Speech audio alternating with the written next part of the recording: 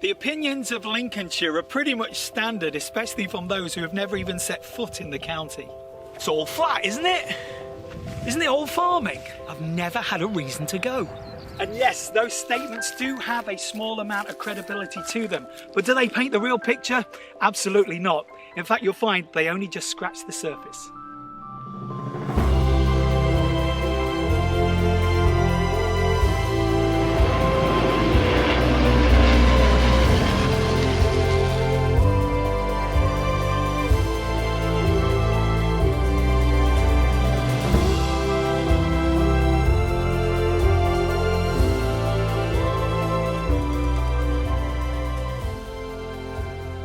A world of exploration.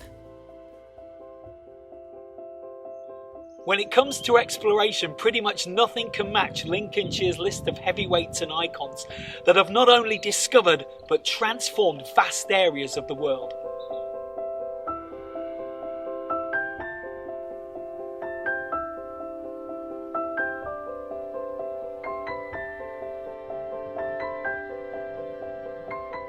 Our first stop is Revesby, where a young Joseph Banks spent much of his childhood roaming around his father's estate, and so it would be amongst these very grounds that he would gain his passion for plants and nature.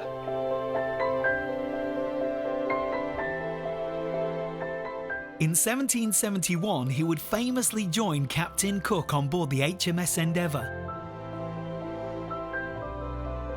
sailing around the Americas and the Pacific, bringing together a team to collect plants, fish, birds, animals and insects that were all instrumental in understanding the natural world.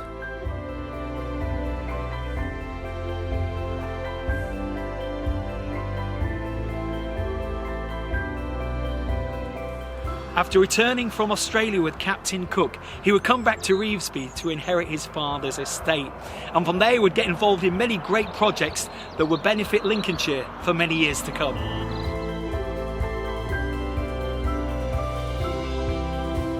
One of which was his active role in the development of the canals and field drainage across the fens, which massively improved the county's infrastructure.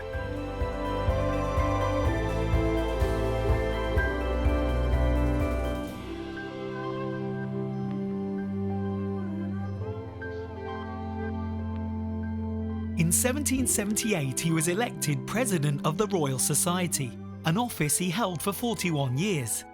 And as advisor to King George III, he would go on to develop one of the most important botanical institutions in Britain, Kew Gardens.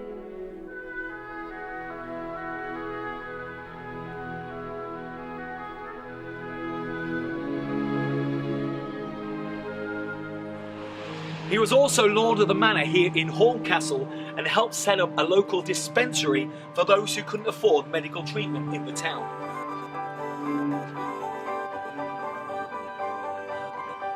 He was in fact a very busy man and even held the title of High Sheriff of Lincolnshire, also owning a townhouse along the High Street.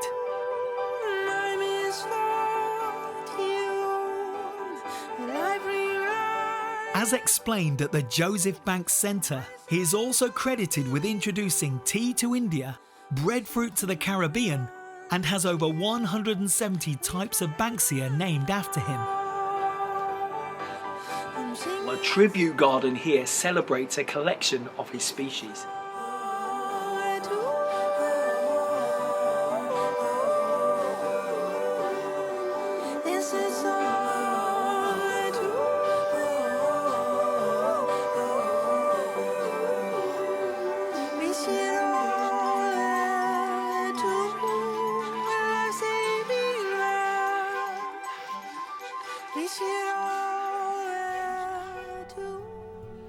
Now, the next giant of exploration was born here in Donington in 1774.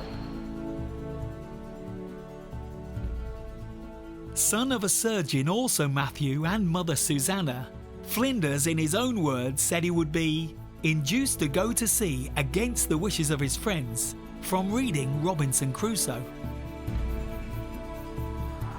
Captain Matthew Flinders grew up in the village and was educated at the local school.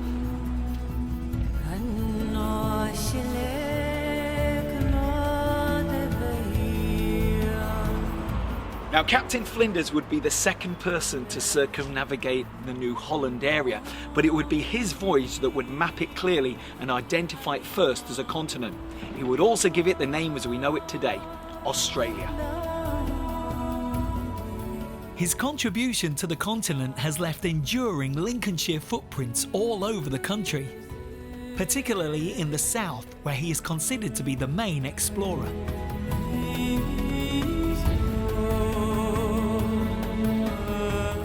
Numerous memorials have been created in his honour.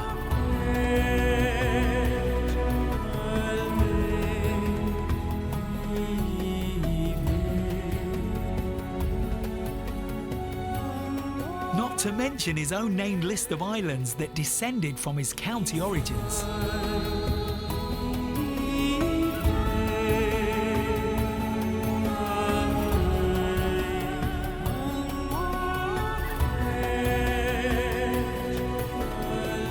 In 2019, news was announced that the remains of one of England's most distinguished seafarers would be returning home to Donington, the place of his birth.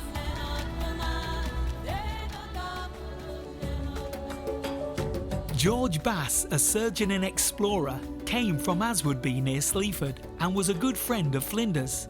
So much so that Flinders would name the famous Bass Strait in his honour.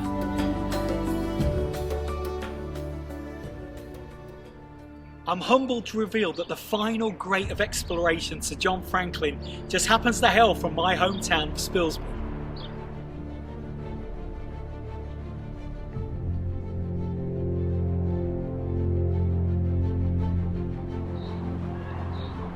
In an attic above his father's shop, Franklin was born in the town centre in 1786, and from the age of 12 he would seek a life of seafaring that would take him on several expeditions around the world. Related to Matthew Flinders, he would join his older cousin as midshipman on important voyages around Australia. He was present in the Battle of Trafalgar and would later become Lieutenant Governor of Tasmania. But most importantly, he would be remembered for his Arctic voyages to map through northern Canada and the Northwest Passage. His final voyage would end in tragedy when he died in 1847, but his legacy shows an immense contribution to the route as we know it today. It would in fact be the subsequent searches to find Franklin that eventually completed the last part of the route.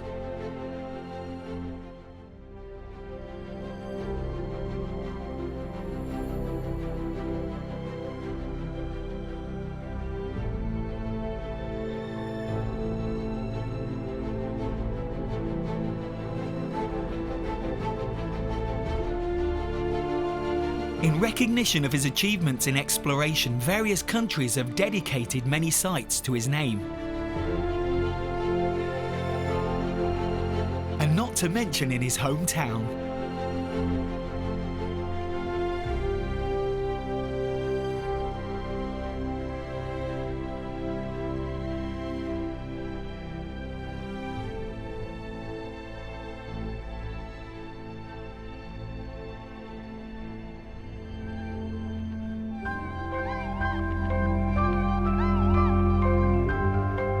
Measuring a staggering 525 feet meant that Lincoln Cathedral had just been crowned the new tallest building in the world.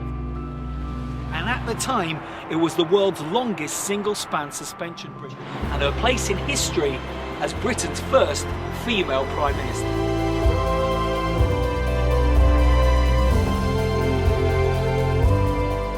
This in turn leading to the invention of the turbojet engine. When you sit down to eat your next lunch, dinner or tea, there's a very good chance it's been produced here in the county.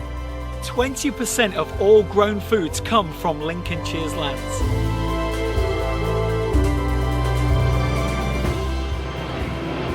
Due to its flatness, Lincolnshire was able to amass over 100 airfields, more than any other place in the country.